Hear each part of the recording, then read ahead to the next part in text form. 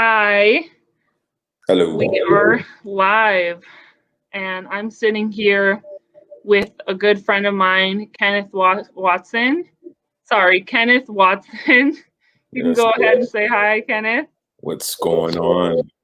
The talented Miss Rose Jenkins. Thank you. Yes. So me and Kenneth go back a little bit. We met at St. Cloud State in the Student Veterans Center because we both are veterans of the military.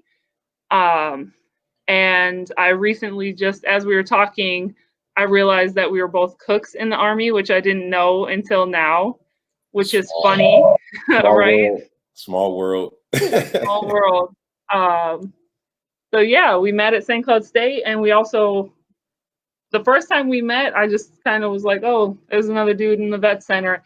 And then we met again at Ebony Night, which is the Council of African American Students cultural night. And he had seen me do some live art and was really interested in that. And then I made a ton of paintings. I think, Kenneth, you were my biggest repeat customer when it Yeah. came to paintings when And I I was really on them. and I still have them on my wall to this day. For sure, yeah. And one of these days when I finally get back into painting, I still owe you that portrait of your military picture. It's just a toddler painting. Painting and toddlers don't go together all that well. It's all good. I trust your work. That's why I'm not, in a hurry to get it. So I know once it's done, it'll definitely it'll be worth it. I promise it will, and I appreciate the patience. So you can go ahead and introduce yourself. All Talk right. a little bit about your background. Hello, everyone. My name is Kenneth Watson. I'm currently residing in Jacksonville, Florida. This is actually my birthplace. Just moved back a year ago. So first time being back since 1979, which is truly a blessing to kind of just get to know a city that my parents kind of roamed around in, prior to my birth and a little bit afterwards. As Rose has mentioned, we met at St. Cloud State. I am a two-time alumni of St. Cloud State, class of 2003, as well as class of 2018. Both of my degrees is in communications, with an emphasis in radio broadcasting. The master's was more of the strategic side of it, the marketing aspect and things of that nature. A little bit before that, as Rose mentioned, I was also in the military. I served 6 years, 92 Golf, or food culinary specialist, whatever they call it today. I did that for 6 years. I was stationed in Fort Bragg and Fort Bliss. Interesting experience. I wouldn't trade it for the world because of where it's got me today. As well as the people that I met along the way. They truly do say that the Army is a fraternity and / sorority because the people that you meet, the bonds you form can eventually, can turn something lifelong. Besides that, like I said, I've worked in radio. Was a teacher in Minneapolis, substitute teacher for about 2 years, Northside, Olsen Middle School. I've lived everywhere, raised in San Diego. So if you ever see me wearing a San Diego hat in a different state, you know why. And yeah, I wrote a book about myself, 12 Faces of Sober.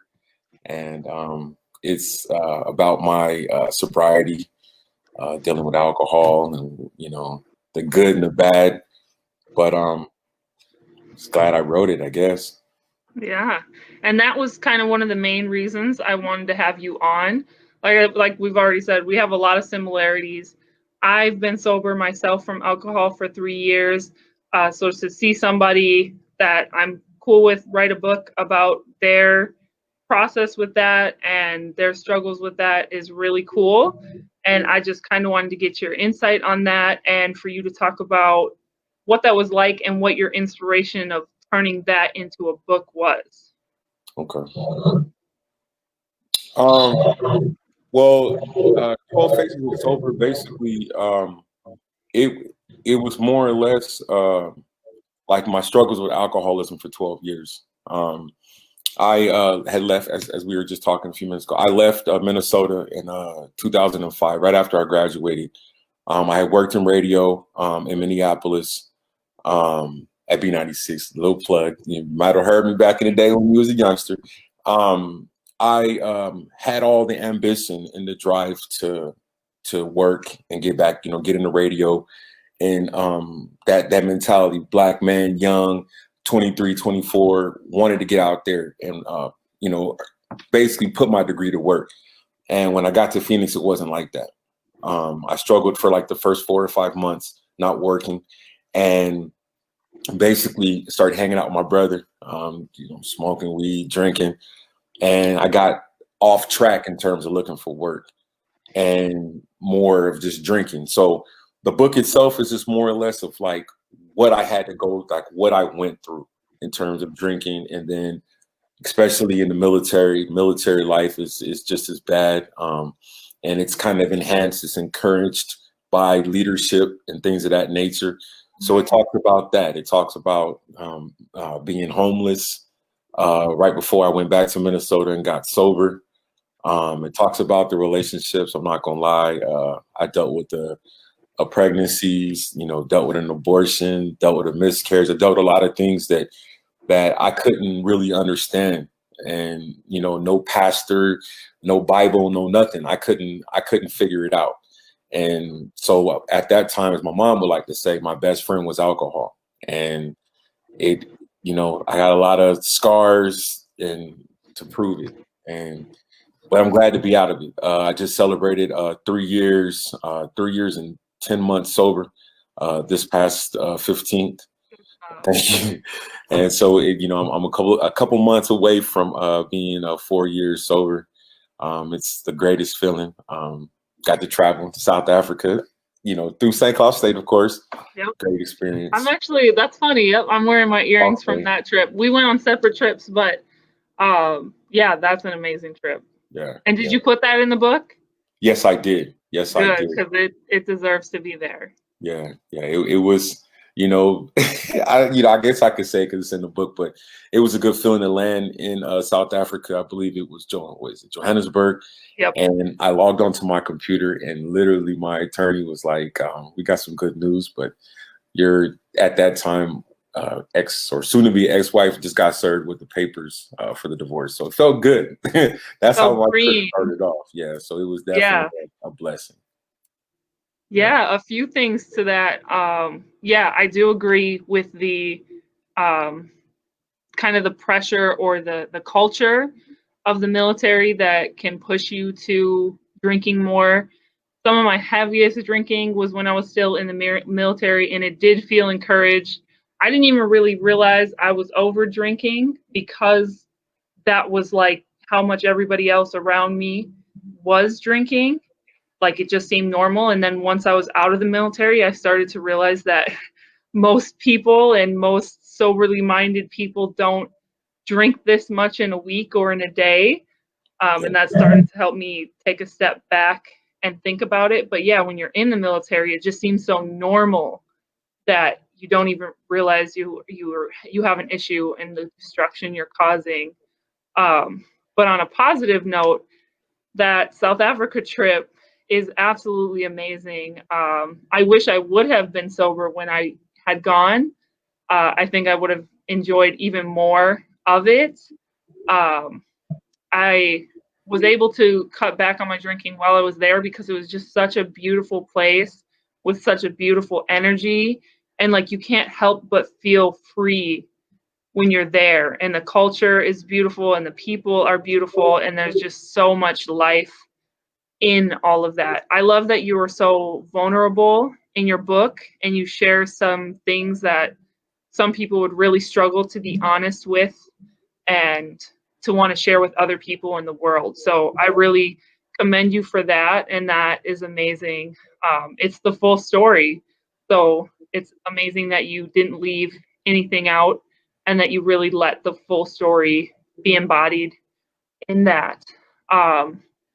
What was kind of your process of writing the book? What things helped you focus more?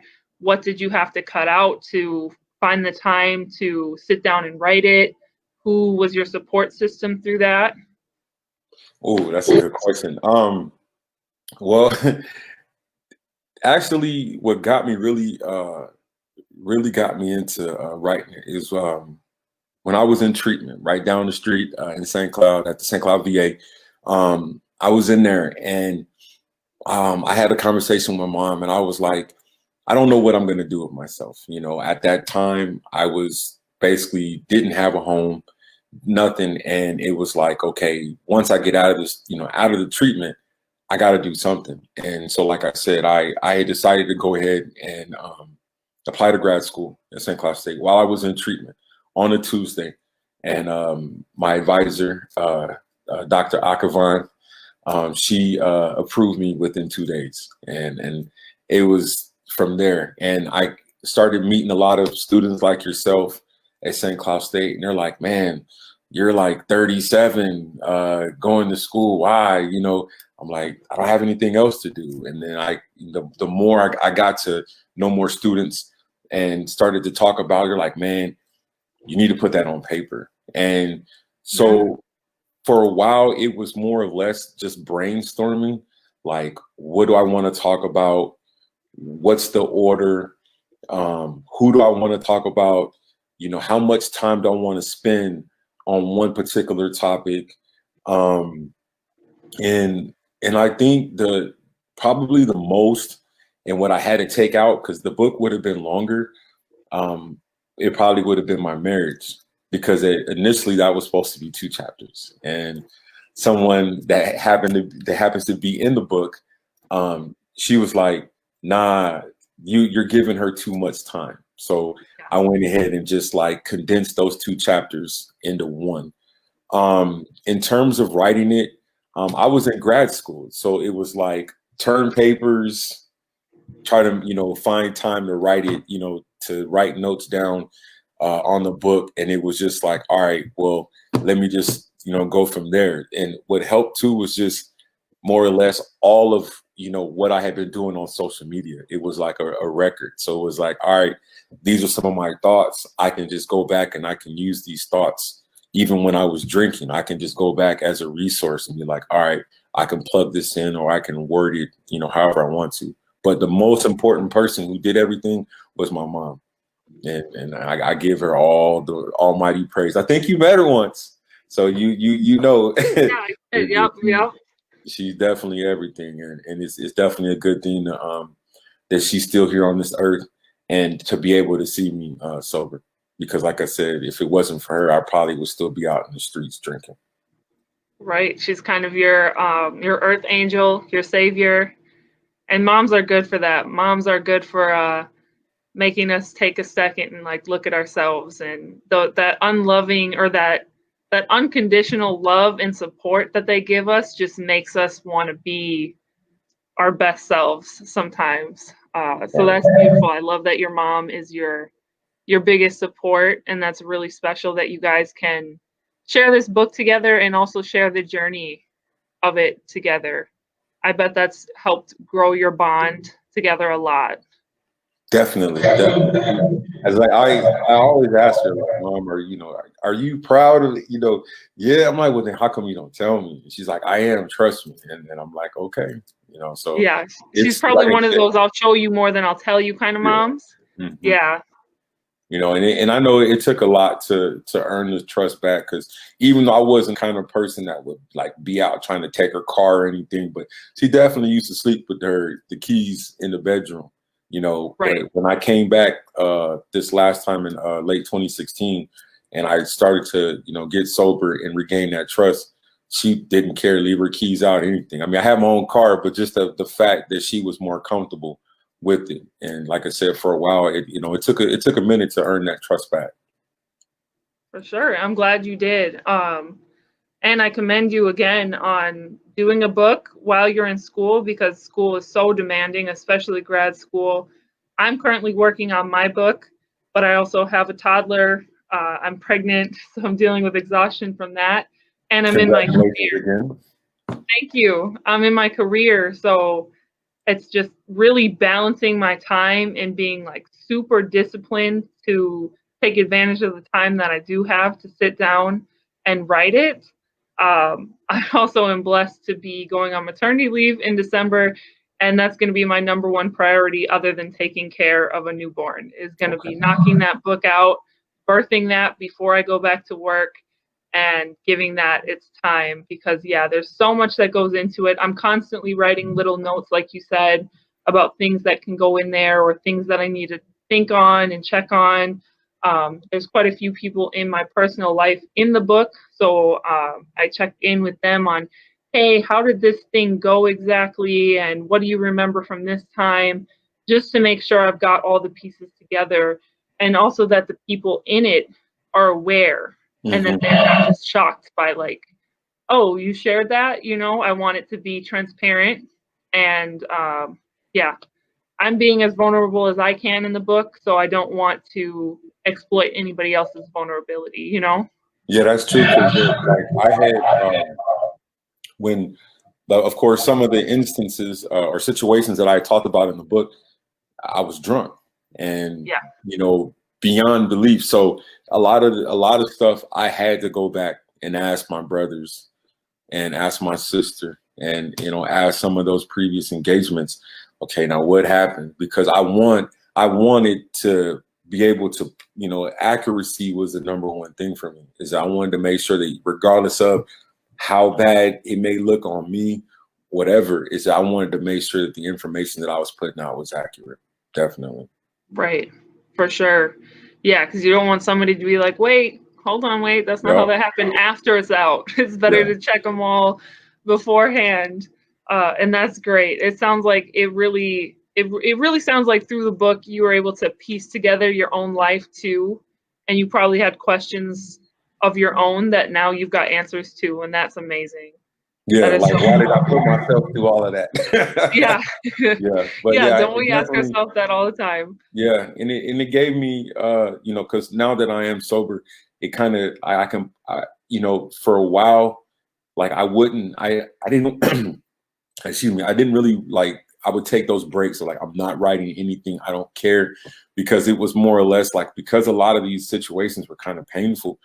I was just like, nah, I don't want to relive this right now. And Yeah. even in my marriage, I was married for 6 years, and almost lost my military career behind it. So to to go through like grad school, still fresh in the divorce, trying to get that worked out those first 3 or 4 months. Like I said, I almost quit grad school. So it was just the time for me, not only because this, I guess you can say, it was my healing process. This was what helped me continue to stay sober, because it was like, all right, well, I know what my past was when I was drinking in situations that I was in, and now everything was new and fresh. So it was like, all right, I'm liking what's going on, so let me stick to this plan over going Right. back to Phoenix and all that other stuff that was going on out there. Yeah, I agree to you on the like reliving trauma part of a book. There's parts of my book where I'm like, I'll get to that chapter when I get to that chapter, but I'm not ready for that piece right now. So let me work on these other ones and sit on that when I have a little bit more time to breathe on it, because it's like, yeah, you're gonna relive a little bit of it, going through that and putting it down on paper and asking other people about it. But that's great that you were able to push through that and get some amazing content for your book through that. We are going to head out here soon. Do you Okay. have anything you want to share with everybody before you go? 12 Faces of Sober is me. It's the opportunity for you to get to know a veteran, certain things that we go through during the time in military and life after, some of the struggles that we go through in terms of PTSD, battling with alcoholism, and being able to have be a success story.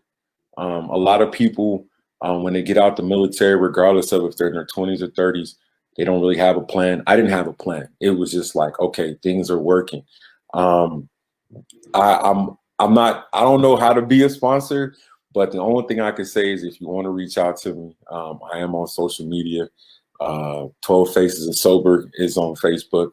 12facesofsober.com is my website. I have merchandise on there. You can also reach me at 12facesofsober@gmail.com. I am looking to start booking speaking events for 2021.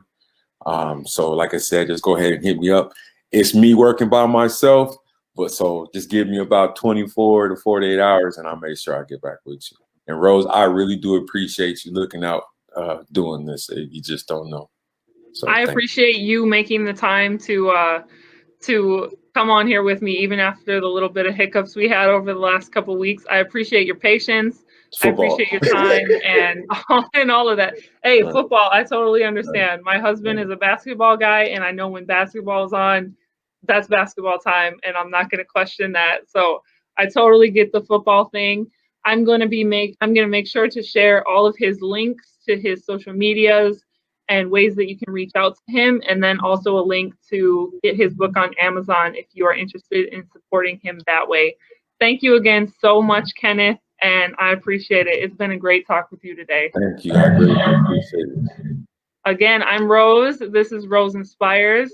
Remember to stay blessed, stay inspired, and to always stay in action. I will see you guys soon. Thank you. Peace.